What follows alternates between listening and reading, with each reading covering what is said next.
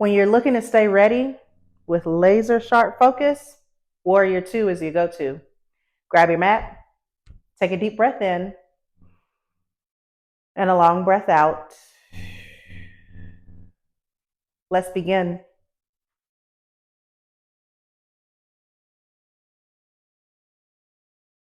From the top edge of our mat, we're going to step the feet very wide with this left foot all the way back.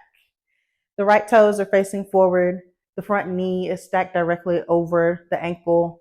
The back foot is about parallel to the back edge of the mat.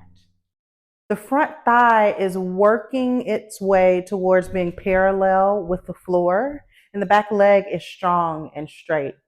Our torso is tall and centered, so really try to shine it forward.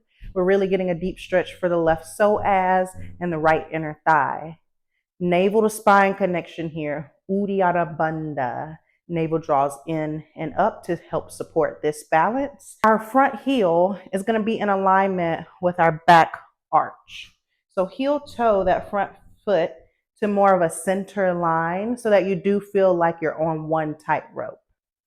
Hands are going to reach out, palms facing down, fingertips spread wide and engaged here. Really push the air down. Shoulders are rolled back and away from our ears. And we're not leaning forward here. We have a very, very neutral spine. The crown of our head is pulling up towards the stars, while our legs are staying really grounded here, really trying to dig into that front knee. Take a deep breath in through your nose. Exhale, settle. Our gaze is towards our right fingertips since that right foot is forward. And again, chest is proud. There's a gentle squeezing of that pencil in between our shoulder blades. Keep your Uddiyana Bandha, navel to spine, and ensure that your tailbone is pulling down. One more deep breath in, and a long breath out. And that is Warrior II, or Virabhadrasana II. For Warrior II, really imagine your energy radiating outward, front to back, side to side.